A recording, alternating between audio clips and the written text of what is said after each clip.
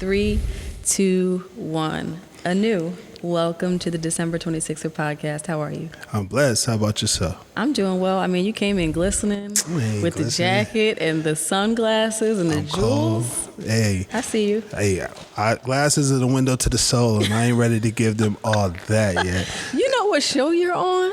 We just had this conversation before we started. We did. I'll tell her what I want to tell her. Okay, got it. All right. You know, I've been known to break a few people down now. So see, I could still wipe the tears and stuff from down here. Well, we're very happy to have you. Thank you for having me. So let's get into it. Let's go. Who is Anu's son? Anu's son is a servant, a father, a curator, and a creator. Mm-hmm.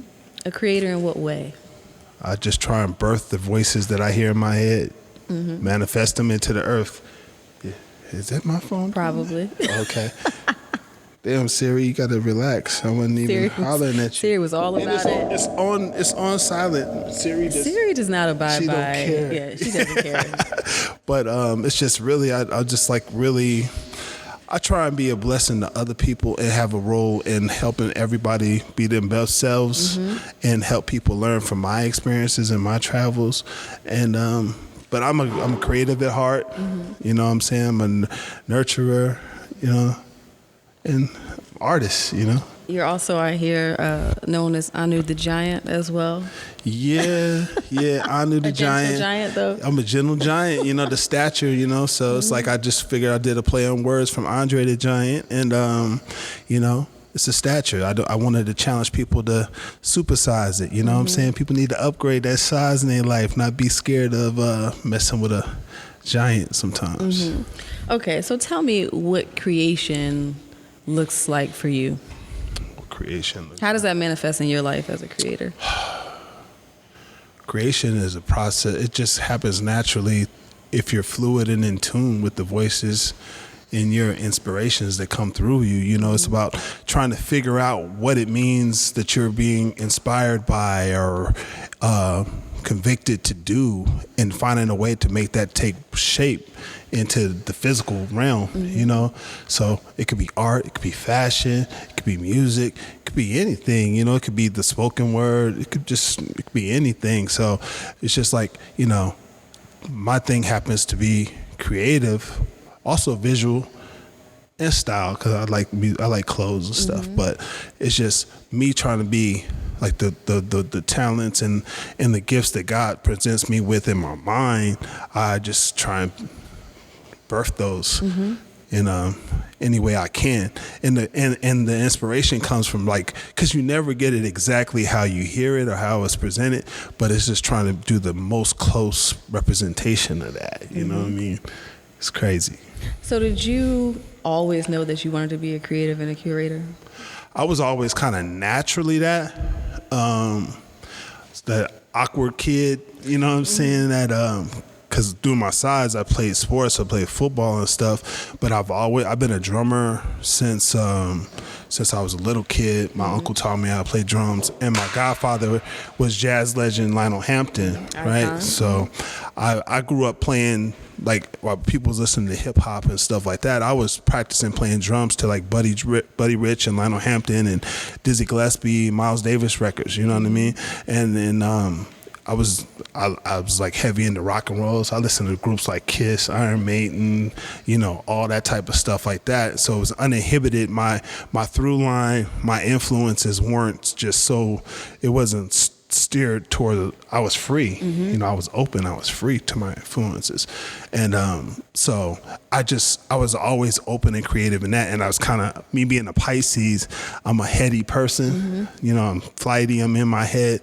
And I had a lot of time, like it was like 12 years between my siblings and I. So I was the only child for 12 years. So I had a lot of, and my mom worked a lot. I was a latchkey kid. So I had a lot of time alone to be in my mental space and do what I did, you know what I mean? So it's just a result of that, you know? So yeah, I was always a creative, and this is just a result. What I do now is a result of that, just being honest to it, you know? And you're a Las Vegas native?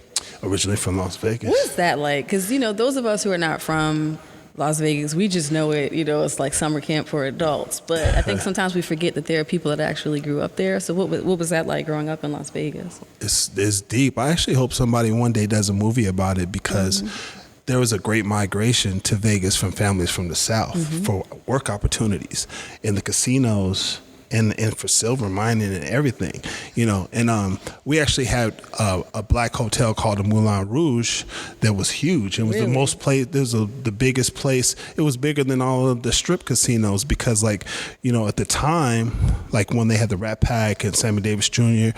on those early times, black people couldn't stay on the strip and they had to go into those hotels on the strip in the back doors, but the place where they were really hanging, it was really happening at was the Moulin Rouge because that was on the black side of town.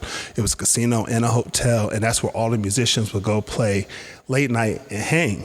But then you had people like Frank Sinatra and all the white musicians that knew that that's where the people in their band were, so they would go over there and play. So they let it be open for 6 months and they burned it down. You know what I'm saying? Because it's like they didn't want the black people to have that. It was like y'all bubbling a little bit too tough over here.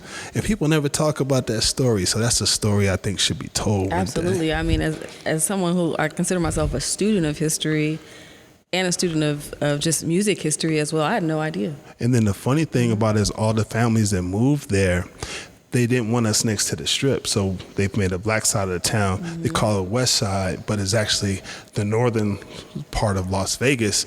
Like, they had houses and with minimal accommodations, but there was no streets. There was no paved streets. There was no sidewalks. There was no street lights.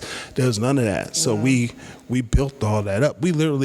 Our black people had a big role in building Las Vegas, not just the entertainment, but the building of the city itself. So without reaping the benefit. Yeah. So, I mean, the culture is definitely rich there. It's there, and all the families are mostly from the South. So it's like we are not just black people there, but we have some deep Southern roots there. Right. Like you would know families by their last name, so everybody's kind of closely like, oh, that's a Jones boy, that's a McDonald boy. You know what I mean? And everybody would know each other's whole families. So you grow up in this tight-knit community in Las Vegas. Your godfather is literally a legend. You're studying jazz drumming, rock drumming, all those things. Did you know that you wanted to be in the music business?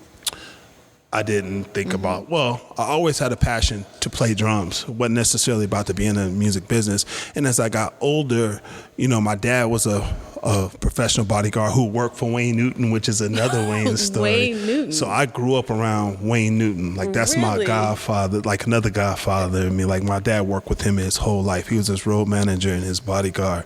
So Wayne Newton actually got me my first big set of like professional drums. Wow. But so being around that type of showroom entertainment, I was always around entertainment, so I minimized. It wasn't that important to me. I was around. I had access. So my whole thing was I was just trying to live life. But I started playing sports. I played football, and as that grew and progressed, it was harder to be a musician and do art. So I kind of fell off in doing that when I got to middle school till after college. Because it was like focused on being a student athlete. You know what I mean? So you went to ASU? I went to ASU. I went to Northern Arizona, and I went to Dixie College. I was a journeyman when I went there, but that I ultimately ended up at ASU. Okay, so how'd that happen that you ended up at 3 different schools? Football, and it's funny because I went to junior college first, played football, which led to a scholarship to play football at Northern Arizona. I left Northern Arizona early to go play CFL football because Vegas had an expansion team for the CFL. That team ran into financial issues, and I started seeing how athletes were treated. Mind you, I left school without the degree at that time, and like I was seeing guys get cut and their career be over, but they're only getting that week's pay and a plane ticket home. And I was just like, I just need a better insurance policy. And I was on the practice squad there, and they were doing something like they would cut me and sign me every week to make cap room on the team. So I was like, if they cut me this week, because this is like the beginning of the semester, I'm going to call my fraternity brother, we're going to get an apartment, and I'm going to leave and go back to school and finish. And I didn't tell nobody. They did it. They cut me that week. I left, put everything in this little. I had a little mini. Remember the mini trucks? Yes. Yes, I had a mini truck. I can't even picture you in a mini truck, actually. It was a sight to see because I had all my possessions, and I drove from Vegas to ASU to Tempe, Arizona, in the rain to do that, and then. Lo and behold, a team called me back that Sunday. Was like, okay, so you know the routine. You be back at practice on Monday, yada, yada, yada. And it was good. I was like, Coach, I'm back at school. I'm enrolled. Wow. I'm not coming back. And they're like, Forge, what the fuck is wrong with you? What the heck is wrong with you? And I said, you know how this is. You're almost there. This, and I was like, man, I'm back in school. But that coach, long story short, that coach ended up calling me back and telling me how much he respected my decision to do that because it was the right thing and that their stuff wasn't lined up the way it was supposed to be lined up. So then that just led to me being at ASU, focusing on education. I became a father at that time. Priorities become different. Right. And that whole journey led to me moving to New York and being a personal assistant to my godfather, Lionel Hampton, after I finished school at ASU. So what did you major in at ASU? Social work. Social work. Yeah. I was always, because in my fraternity, shout out to the brothers A5, in school, we always had a go to high school, go to college campaign where we mentored young black males and helped them go to college and get out the hood. So we adopted a high school in South Phoenix, and we would like go there, do things on weekends, like take the kids to get their hair cut. We let, a reward to them was stepping, but we would do like workshops with them, like we do voter registration and all that type of stuff. And then that led to me working in group homes and halfway houses, things like that while I was in college, which just piqued the interest. So sociology and social work was my thing in school. And then when I moved to New York, aside from working with my godfather, I started working in the city government here for the Department of Youth Community Development. So I've been with the Department of Youth Community Development here in New York 20 years. So those two things couldn't be like farther apart in terms of experience and worlds, working in the industry as a personal assistant and working for city government. How are you managing both? Well, when I first started trying to do both, and when you get in the arts and you don't understand the industry, you think that, I'm about to just be in the industry and this is about to be my bread and butter. Right. I'm good. I'm about to quit. And then somebody thankfully gave me great advice that I live by to this day. It's like you do both till you can't do both. Your career path will tell you when it's time to leave or when you can leave your day gig. And honestly, between the hours of 9 a.m. and 5 p.m., there's nothing happening in music industry, created. So it's just really about you managing and disciplining yourself to be able to get your butt up in the morning and get there and do that work, and then also being able to compartmentalize that and reserving yourself, that time for yourself to develop your craft and what you're really into in those after hours, so to say. So I have a lot of friends who are musicians and producers and all that stuff, and I know the lifestyle. How are you able, you alluded to it, but how are you able to literally get up and do a day job? Musicians, especially like real legit musicians, they're out, they're jamming till 3-4 o'clock in the morning. Like, how are you managing that? So you went to college, right? You did finals week, right? Yeah. It's just constant. It's legit, no bull, no BS. It's really just always finals week.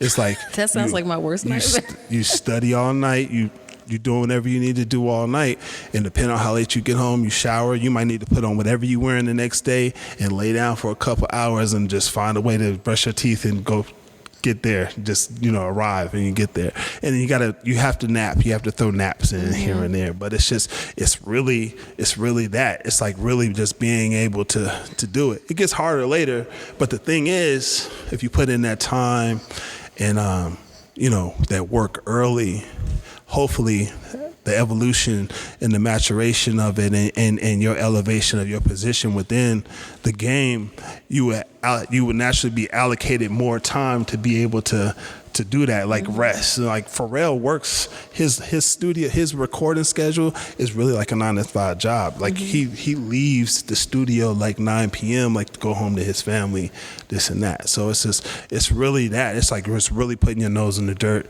and grinding, and it's knowing that just like it's paying your dues, that type of thing, So I know that in the sort of hip hop era, R&B era, we get a lot of behind the scenes footage of like that rock star lifestyle, for artists and producers and people who work in the industry. With jazz, I've read some of the books, like you hear some of the stories, but we didn't really have an inside look into that. Is it as wild as you would think some other genres of music are, rock, rap, and the like? I mean, I've had the opportunity in playing bands in hip hop and bands with hip hop groups who wanted to have a live band element, and I've been around some rock acts backstage before, and then I'm around. People call it jazz, but I like Miles Davis's term. He called jazz social music, where it's like basically it's the art for the socially conscious people, and I prefer our backstage in our culture because I've had some of the most brilliant, some of the most enlightening, some of the most best conversations I had backstage at those type of shows. And if the walls could talk in the Blue Note dressing rooms, or like in some of the other venues throughout the city, or just in the bars while the jam sessions or the shows are going on in New York City, so much information comes out of there. So I mean, my boy Robert Glasper just finished up a month-long residency at Blue Note in October, and just the conversations that we're privy to in those rooms during the course of that month, like just being able to talk to like a Dave Chappelle with Anthony Anderson and Mos Def, but we're talking about socially conscious issues, like things that's going on in society, talking about parenting, how it is to be challenges of being fathers, all that type of stuff. The conversations that happen there are golden, and then just advice on like directions in our careers, where's the art going, where's the market happening, those conversations, it's inspiring and it's encouraging, and it's just like it lets you know that basically you're not aging out of it, because you're right on par with your peers, and you're still in a community that's inspiring you to be better and to grow. So I prefer that dynamic. However, the other ones are fun, and ours is fun too. A lot of turning up happens there too, but it's just like it's kind of different. What I mean? It's different. So you were moving in this world as a personal assistant to your godfather, working in city government, but you were also a dad during this time. True. Did you feel that pull to be more present? Because I'm sure those things were pretty all-consuming. Well, when I had my son, I was still in school at ASU, and I was trying to pursue a pro football career. And I learned at that point to prioritize, I was putting in time in school and training and going to little combine workouts and stuff like that. But I also knew that I had to provide a certain amount of money. I had to be there to babysit. I had to change diapers. I had to do all that stuff. So it taught me how to prioritize, and it helped me. It was a blessing because it helped me change my life from just being out there, doing my thing, to really realizing what's important in life. So while his mother was in Phoenix, and when I moved to New York initially, I came by myself. I had to find my footing here. I still always made sure my child support was on point. I started flying him here. We had joint custody, so he had joint time here with me in New York. So, I had the mindset that that was first and foremost over anything. And if all this had to go, it would just go, and I'd find a way to work it out later. But my son was the first priority. So it wasn't no trying to, you say balance, but it's just no, I determined what the priority was and just worked off whatever time was available on the other side of that. Gotcha. So how did your involvement in the industry evolve from personal assistant? What came after that? Well, I'm working as a personal assistant, but mind you, at the time I'm being a personal assistant, my godfather is 93. So he moving around being active, but he's not that super active. Sure. But it's really more so a lot of quality time with us together. Him dropping a lot of jewels on me, and then him knowing I was a drummer, he started drilling me why, what's up with the drums? Why are you not playing? Why are you not shedding this and this and this?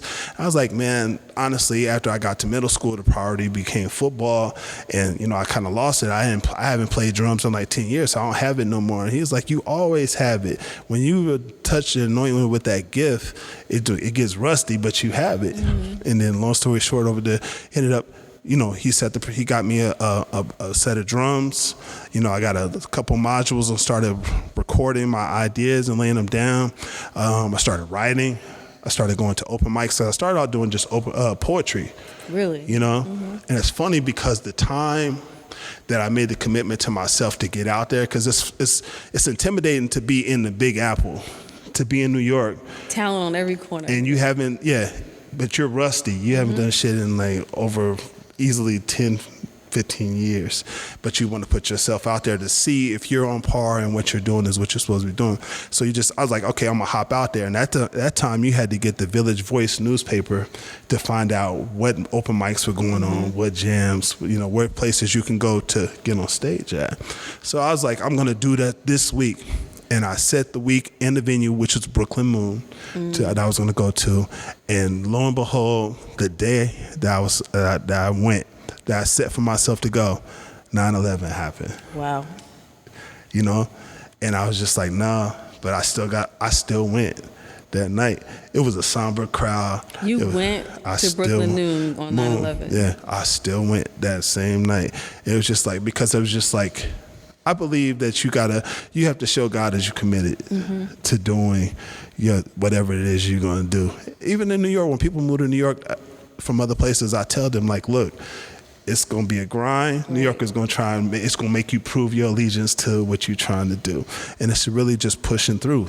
So uncomfortable as it was, as somber as it was, I still took myself down there and I still mustered up the courage to get on stage. And people were just it was like the community was working through what happened. It's just like really trying to just digest that, but you also needed a little bit of escape from it, Right. So that type of thing. So I did that. And from that point, I started doing more and more open mics. I started meeting more and more other creative people. We started working together, which is how I met Rob. The poetry started into being rap and music. And we started working with other people over the years. And, like you put your head in the dirt, grind, and just try and get better and better and develop what you want to do and be honest with yourself and identify your shortcomings and what you need to improve on. And you just look up, some accolades come here and there, but it's just like, it's really about just growing, and developing what you have in you, And that's how I ended up here, really, So you were developing your gifts from a poetry, rap, collaboration perspective. So it's poetry, rap. I became a head artist, then I started being a head of the band, a hip hop band. So I had to learn how to lead a band. I got tired of paying expensive studio money to record. So I learned how to be an engineer. You know what I'm saying? I had to learn like how to engineer, how to record myself. I had to learn how to do my vocals and like how to EQ and compress and do all that stuff for my vocals to make it sound right. You know what I mean? So all that stuff. And then in the meantime, I believe like God, I know that like your people see stuff in you that sometimes you don't see in yourself. And in the midst of me doing all that, like when his star was starting to shine, Rob Glasper's star was starting to shine. And he would ask me to do certain stuff that I hadn't even done before. But I'm like, I have a policy of saying yes to the uncomfortable scenario. So he'd be like, yo, I want you to mix this track, or I want you to do the chopping on this record. Now he's on Blue Note. Right. So I'm like, this is mad. I ain't never done that. But he's like, he sees something in me to do it. So I embrace it and just trying to put my best foot forward and grind and grow and acknowledge that and trying not to, try and make him right on the look that he threw. You know what I mean? So over the years, I just got better and better and better at it because I constantly just wanted to be a better representation of myself. I do honest comparisons. I like my mixes, my songs, I put them against the best songs out there and like identify the differences in it rather than just being like, oh, my stuff better than that. Oh, I'm killing it. Like I'm really trying to find like, no, there's somewhere else in there that I can grow. I'm always trying to find that area that I can grow in. So it's just like, now it's just a balance. I'm a producer, I'm an artist, I'm a curator, and I'm an engineer. Right. So let's talk about that curator piece a bit, because I consider one of the things that you work on curating. What prompted you to start the Shed Open Jam? Man, honestly, it was a way for me. One, New York, good musicians are hard to hold on to. Absolutely. Because there's always an artist that comes that's not really into that, and they come to your show, and they're like, okay, I'm going to take that drum, I'm going to take him and them. Right. And then all of a sudden, this guy's been rocking with you for 10 years. He's going to play with the top pop artists, and because that retainer and that check is great. So I was like, I have to be able to have 5 musicians at every instrument.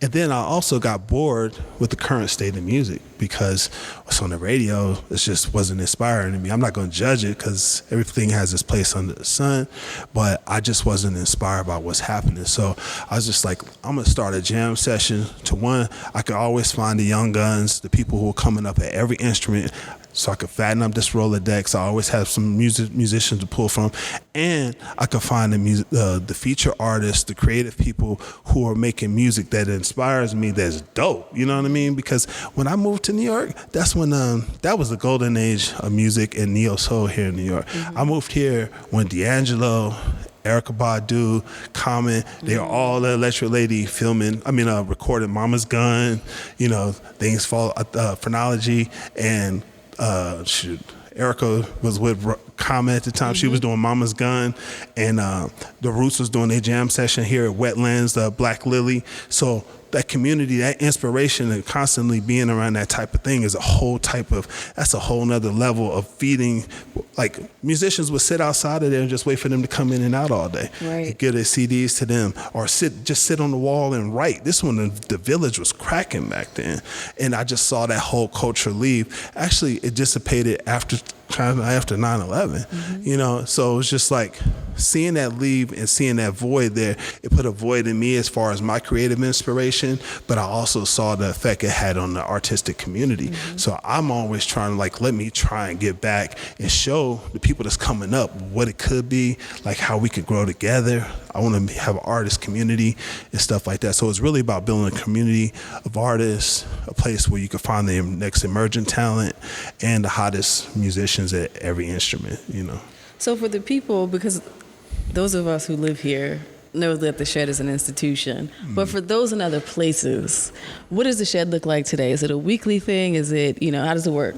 Honestly, we're doing it once a month right now. We used to be bi-weekly, whereas every other week, but it's once a month now. Just because it seems like the demand for jam sessions, the strain that it is to curate and present events, and the support and the effort you have to put into getting people to buy into things, it's harder now. And not to mention I have a lot of projects that I work on myself. So it's just like now it's just currently the best way for me to present it, and the best most effective model is for me to do it once a month right now. So you do it once a month, and musicians just come together and literally shed. Yeah, we just literally play, advertise it on Instagram, put the word out that, it's going down, and the musicians who are familiar with us, they invite their friends to come out, and then people who kind of hear about us word of mouth or through our advertisers, they'll come sit in and contribute their magic. We call it making magic gumbo. So everybody just get up there, start playing, and create stuff on the spot. So that's kind of what it is. But we're definitely looking. We might be moving back to the bi-weekly model because there seems to be like a kind of demand for us in Brooklyn.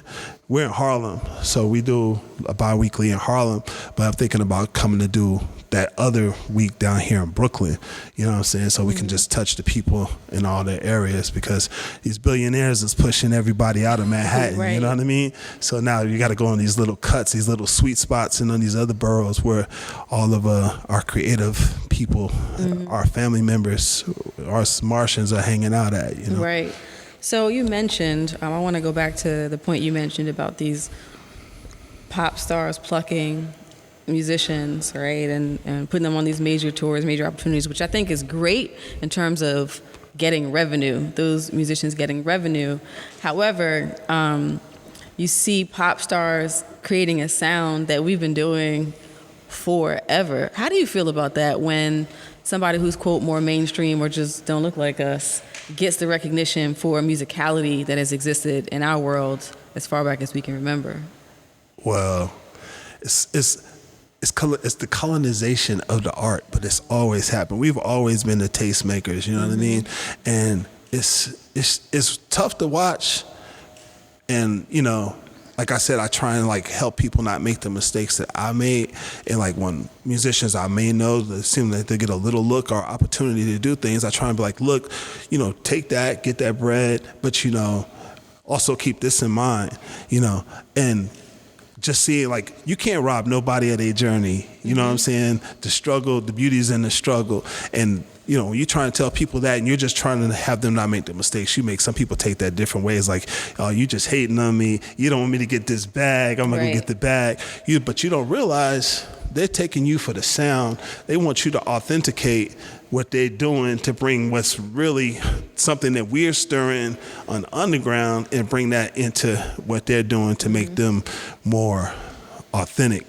And my boy Rob said he had the best parallel comparison to this. He said, the best the worst jazz musician is the best pop and R&B musician that you will hear, because the student, the learning, the being a student to the art and the culture and the technicality and the approach and all that different stuff that goes into learning jazz, aside from just being a good musician, period, makes you better than what any of them doing. And most of these bands, like most of these pop groups, they're playing the back tracks anyway. So when you do get that, they hire this great guitar player that never gets to play throughout the whole show. They hire this drummer who doesn't get to play groove. He just gets to play gospel fills on top of the drum track, let alone they're not even singing live. They're performing over the full track of their song. So it's like you got a band for what? Just for the aesthetic? You know what I'm saying? You want to just fatten it up? It's like, what are we really creating, or are we just really, is it a facade? So, I'm kind of over it. I try and make myself be open to it because I don't want to be a music snob, but it is like, it's kind of whack to me. Right. So doing the shed, you have all, these other passions, keeping your government job as well. When did you come to the point where you're like, I'm an artist and I want to record as an artist and possibly be down with the label? I've been an artist. I've been an artist since like 2005. You know what I mean? It's just the dynamics and the level of that have progressed. My first label release was actually last year with Rope-A-Dope, but all my other projects were self-released. But it was me growing in public as an artist and a producer. Now I'm at that point where I'm on point, I'm on par, and I came out on a label. I do have like the credits and things that will support and merit me standing amongst my peers in a different type of way now. So it is there, and so even aside from being a musician now, like the projects I'm working on as a mixer and an engineer, they're big now. So it's just like, it's only right that I bring my personal stuff out on a label as well, because it's my voice to really do me completely. Because when I'm working on other projects, it's me making somebody else's vision sound the best I can make it sound, or trying to understand what they want me to bring to it and bring that to it. Or so you're working with training wheels and you're seeking approval on certain things. Whereas like when it's my project, I could jump all the way out the window, pass or fail, success or fail or whatever. It's me really being able to release my stuff. And my release I just did on Rope-A-Dope, Sanguini Regum, which means blood of kings in Latin. I seized that opportunity just to basically bring the message of the Black diaspora to the people. So it's a piece. It's an art piece. It's really just dealing with it. It's a point, because I'm at a point where I don't have to just release music just to release music. I could do that on other people's stuff. I get to produce on other people's tracks and stuff like that. But I just took the opportunity to release a message. And how did that record deal come about? Through community. My bro, Maurice Brown, phenomenal, call Mo, his name's Mo Better Brown. What's up, Mo? He bad trumpet player. He plays, he has his own deal, actually on Rope-A-Dope as well. But he played with Roy Hargrove. Like we did a lot of shows in the city together. We were like, the musician community here in New York City, like doing jam sessions and stuff like that. And he's basically on that label. And he just did an introduction to me because I was trying to find out. I recorded my whole album before I tried to seek a deal or my approach at where I was going to put it at, because I didn't want anybody to tell me what to do or how to do it. Put the whole thing together, concept, artwork, rap, ready to go. It's all done. So it was just really me trying to find where I was going to put it. He did an introduction to the owner of the label. We talked, we negotiated. He liked the album.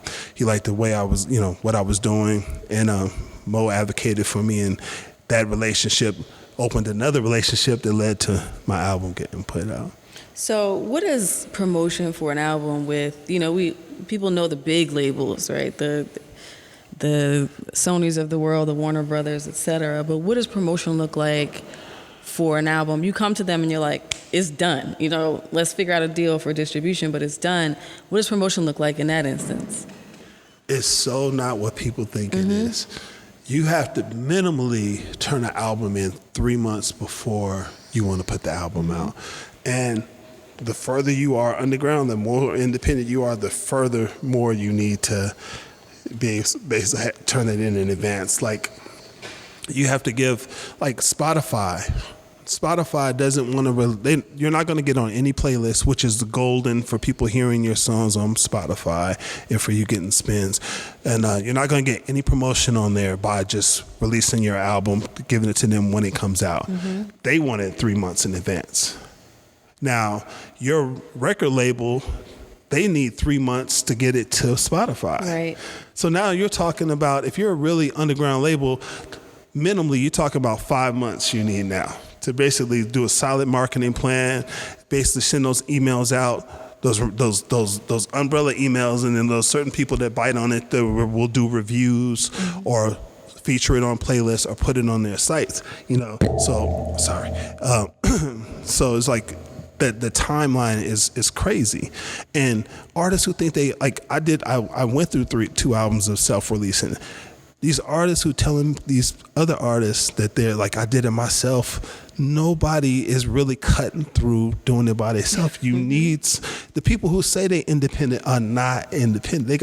Either they got a hustler with a lot of money who's gonna pay somebody to do all the legwork for them, or they got an independent record label who knows how to pitch blogs, pitch different people, like the streaming sources and all the different things like that to get it out. It's really, it takes a lot to get, marketing is really dynamic and it takes a lot of time. I'd say healthy promotion is 5 months. For sure. You know what I mean? And just trying to cut through the noise, no pun intended. I mean, just in the day and age we live, the barriers to entry in terms of just getting your material out there on the internet or what have you is lower in that sense, right? So there's constantly, people who are making waves on the internet. I remember maybe like when MySpace was first heating up, and I was discovering underground artists there and like getting in early, like as an early fan, and watch their trajectory. Now I'm like, I feel like every week I'm discovering someone who already has 1 million followers online or putting up really serious stream numbers. I don't know who they are, and just because it's so. What was that? Some of them are buying. Well, that too, but you have those who are legit. But I'm like, how have you gotten to this level? And I don't even know who you are. But it's just the sheer volume of people who are quote underground but have carved a lane for themselves. Yeah, finding those ways to touch the people. It's really, the magic is in really getting out there and playing live and appealing to a community who identify with you. You know what I mean? It's like, to me, it's a crime that certain people in pop culture identify Kendrick Lamar with just the last 2 albums. Kendrick been dope. Right. Like, it's like, it's 10 years to be an overnight success. The people who are really cutting through have been in there. Like, if people who were like Sir, they think Sir just came out. If you look how many albums Sir has on Spotify, like Sir has like 6 albums, and they like her, everybody. Right. Finally, my bro Thundercat's getting his praise, but Thundercat been dope. Thundercat been doing the same thing on the same wave for easily 15 years. You know what I'm saying? So it's really about when people latch on to it and being presented to an audience in an honest way. They have to be presented to where they feel like they finding it. You can't present it to them, and it's like, how do you do that? That's the hard thing. Like, how do you put yourself in a space where people feel like they've discovered you, whether you've been like, no, I'm really dope, you should really check me out, and I've done this and this and that, and it sound like this and this and that, but it's like, nah. It's frustrating because I have people that I've sent my album to 5 months before my album came out, and I'll do a show, I'll do something. They'll be like, "Man, yo, when is that gonna come out?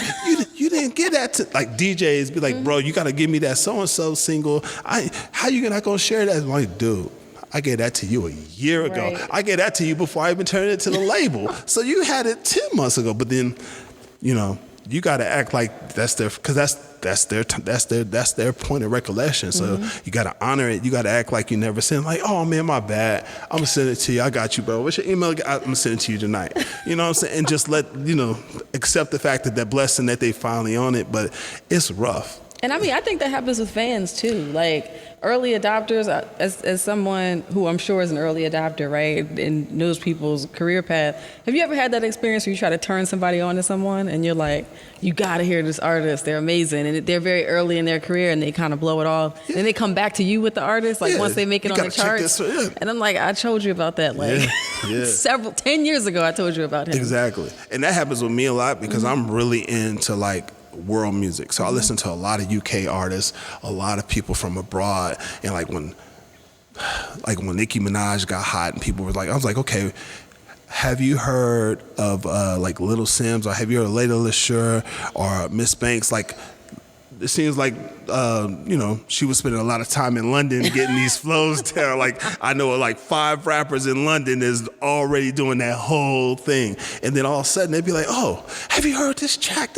I'm like, 5 years ago, I was trying to tell you, like, this is what they're doing. Like, it's just a lot of dope music that happens abroad. There's a lot of dope underground artists, but it's like, I'm not that person.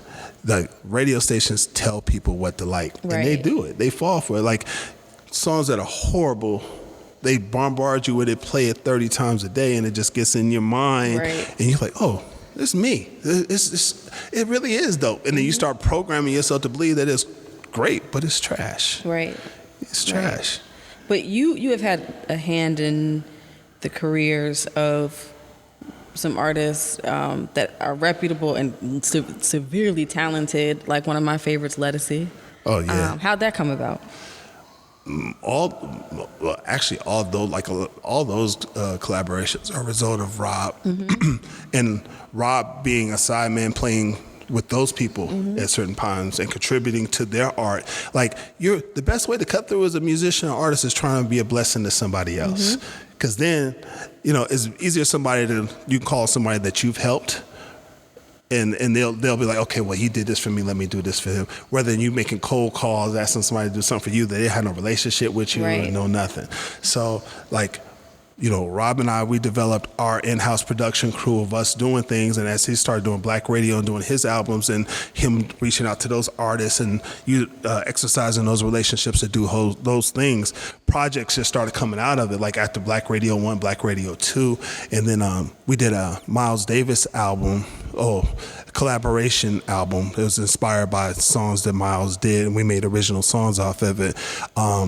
So Black Milk and I did a track for Rob's project that featured Ledisi, which is I'm Leaving You. And I actually ended up being a co-producer on that, but I had also worked with them before on the Black Radio projects, you know what I mean? So it's a relationship that comes by part of my affiliation with Rob, but after working with those people over the years, I kind of formulate my own relationship with them as well. Like, Bilal comes to my house to record, we work there a lot. Actually, most recently, Rob and I just finished working on, we scored I mixed the score. He did the music, but the Apollo documentary on HBO about the Apollo Theater. So I mixed the score of that. So it's just like those type of things. It's all about relationships. That's why it's important for artists to even if you're not nominated for a Grammy, even if you're not in the mix, go to LA for that whole week of Grammy week. Get in those parties, network, and talk to people, because that's when the deals for the whole next year come out. It always comes out of conversations or somebody knowing somebody or trying to find that person that can drive home idea that they have. And that's the one thing that makes me a go-to person, is that I'm not a master of any particular thing, but I know how to connect the dots and I know how to drive things home. Like if somebody's in crunch time, they need to get something turned into somebody, or a mix not quite right, and they need to figure out how to do something, call me.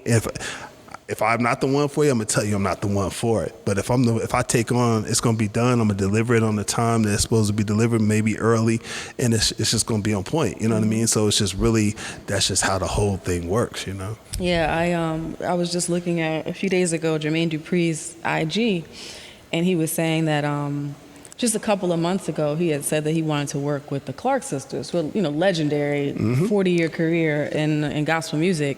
And they just so happened to be at Tyler Perry's opening for his studio together. And he mentions this to them, exchanged numbers with like one of the sisters. And they ended up at Warner Brothers Studios, like recording with him a few days ago. Like literally just from one conversation that they just so happened to be in the same room. This producer with all these credits, one of the the best-selling gospel group in history, now working together off a chance meeting. Yeah, it happens all the time. Like example of that with us is like we did the Miles Davis projects with Sony Legacy, the A&R for that. The person who's over those estates, he actually was doing a Johnny Cash project to where they were doing original songs for Johnny Cash of a Johnny Cash poetry book, and they were trying to get some more hip people involved with that. Well, not more hip, but people who were urban artists. And they tapped Rob and I to do it because he also was over the Miles Davis project. He was like, okay, well, let's see.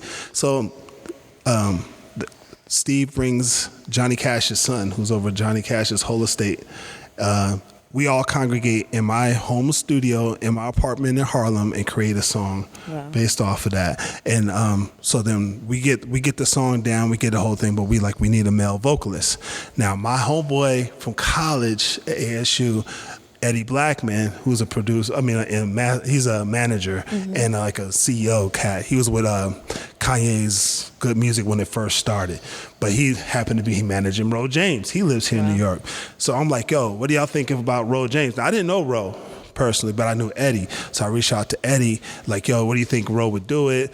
Next thing you know, we got Ro James coming to the spot. We record this whole song, and like us, those collaborations, that 6 degrees of separation in all those instances ended up landing us to be the only urban artists on the Johnny Cash Forever Words album. And like it's a big album. We're talking about Elvis Costello, Chris Cornell from Soundgarden. It's the last song he recorded before he passed away. Like, and then you got us, the cats, as you call it, the hip dudes, the young guys. And it's just like that, those type of things happen all the time. It's all about who you know. So you got to be conscious in your interaction with people, how you treat people, because relationships is everything in this game. You know what I mean?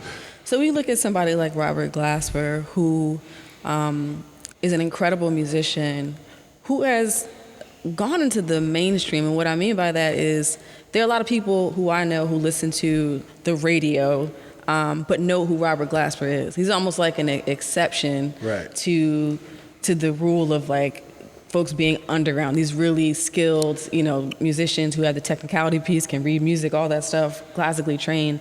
But you always have these ones that kind of bubble up in a way and cut through.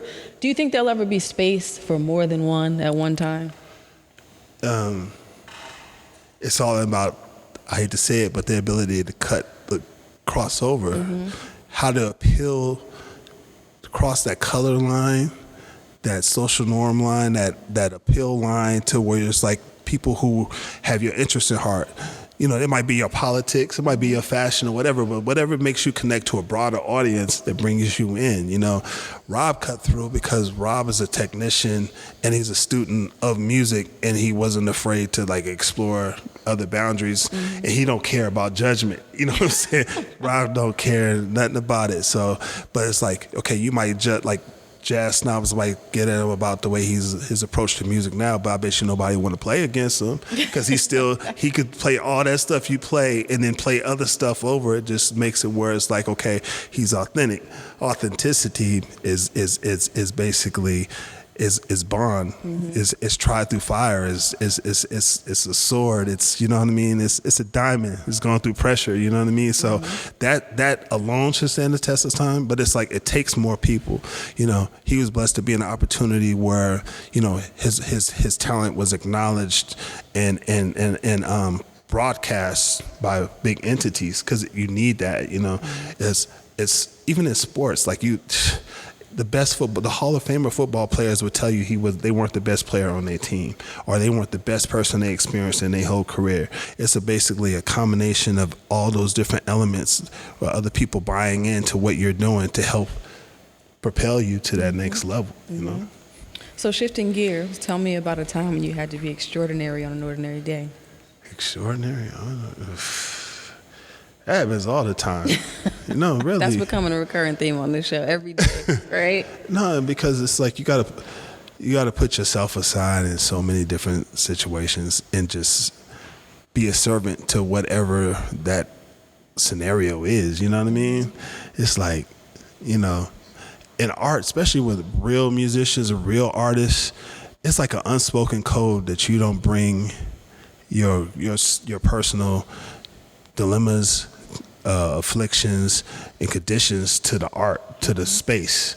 Like, musicians will show up at a jam session and play all night till the wee hours of the morning, have drinks, smile, laugh, but you don't know, like, that cat's crashing on somebody's house, they homeless. You know what I'm saying? Somebody in their family might have just died, but they don't want to tell nobody there because they don't want that to change the vibe of the night, because that'll be reflected in people's playing. You know what I'm saying? So it happens all the time.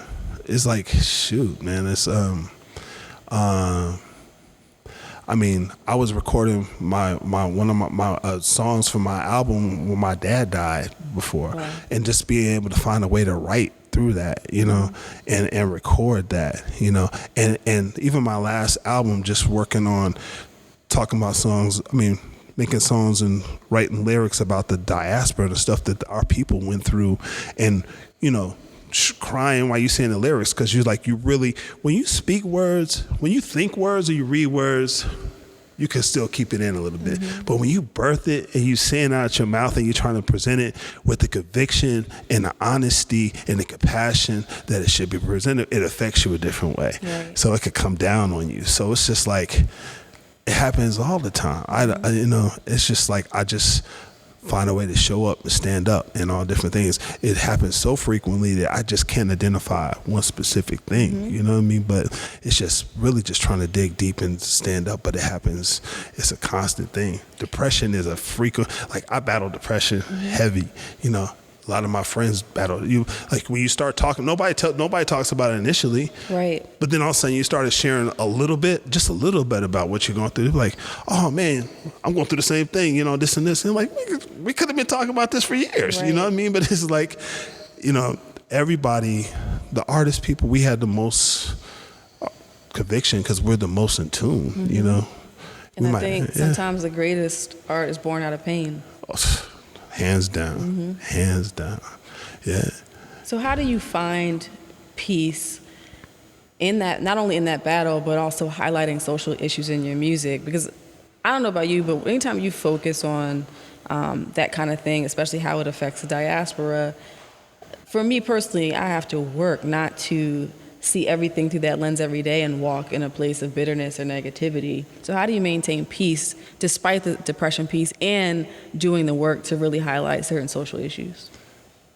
I mean, a big part of it is that you have to look at it through an honest lens, because while a lot of that happened, our evolution of getting out of our situation involved other races and other cultures as well. So there's, you know, the fact that, you know, those kids are some of those people who were doing that very thing to us.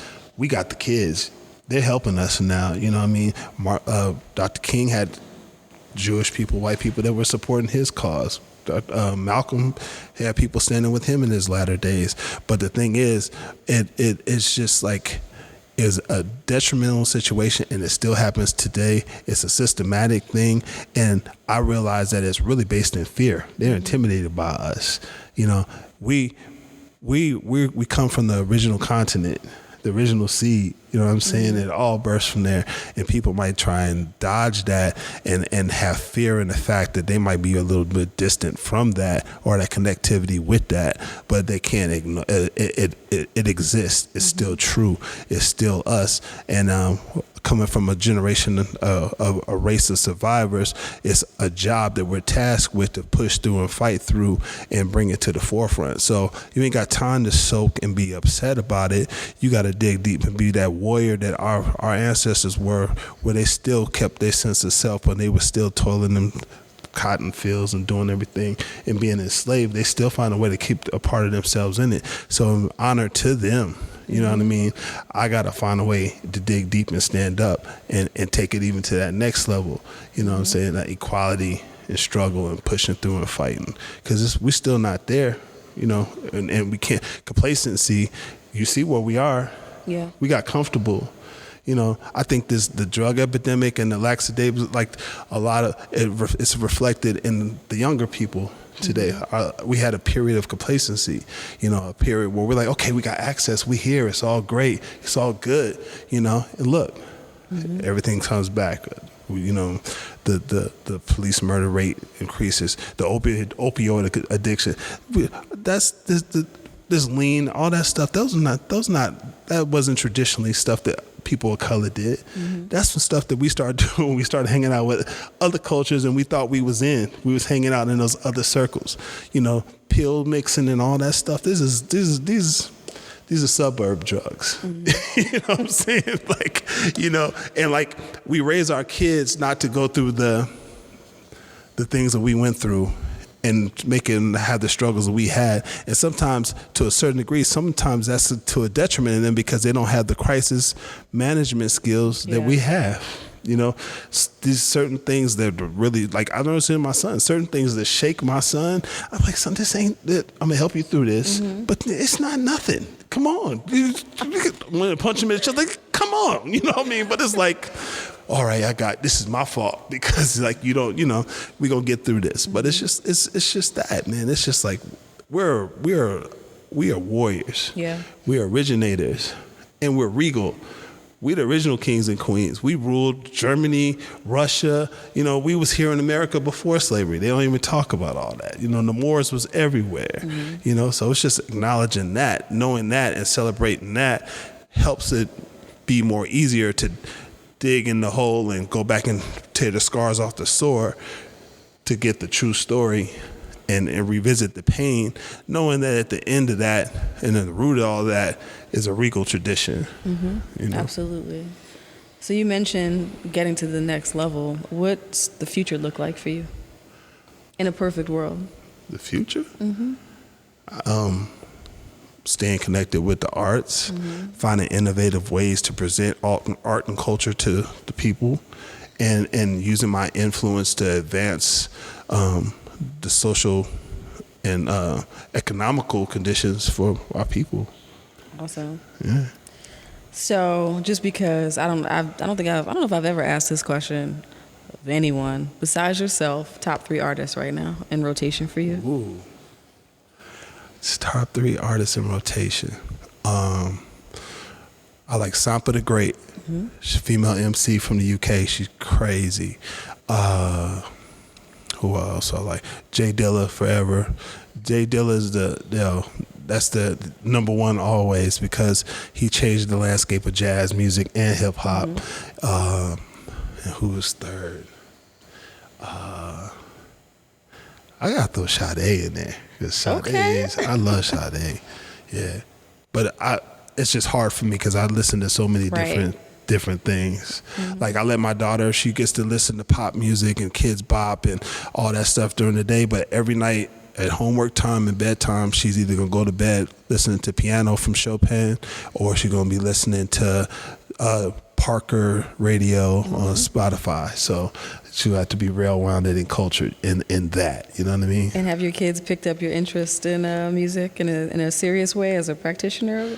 Well, my daughter more so than my son. My son he's picked up my socially conscious awareness and my spiritual part. He's aspiring pastor, and he's a lawyer. He just graduated from college, and he's studying for the LSAT now, and he's also a youth pastor at his church.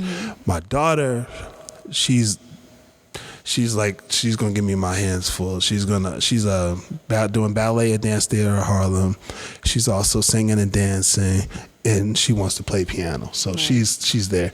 Like, my studio is her rest haven. Sometimes I'll be sleeping. I wake up in the morning. She's not in the room, in her bed, but she's in the studio just sitting there doing her own thing, but at the desk of the console in the studio, because she wants to be, so she loves it. She likes piano because Rob is her godfather. So, she knows how to, those colors and those moods that piano shape, she loves that. Yep, you might have an artistic kid on your hands. Hey, I do, and I receive that. I receive it, yeah. So where can people find you and your music online? Pretty much everywhere, but I'm Anu the Giant on Instagram and on Twitter. Anu Son on Facebook. My website is just anuthegiant.com. And I'm on Spotify, Apple Music, all that. They got me listed 2 different ways, like as Anu Son as 2 different words. That's Son with a S-U-N, not S-O-N. And then they also have me Anu Son with a dash in between with S-U-N. So, but the most current music, those things are listed under Anu Son as 2 different words.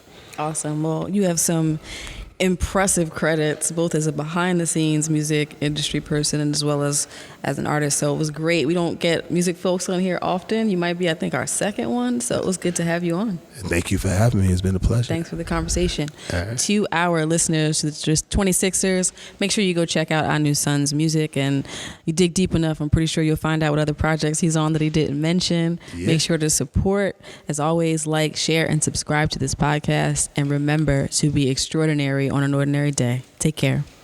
Wow. That's it.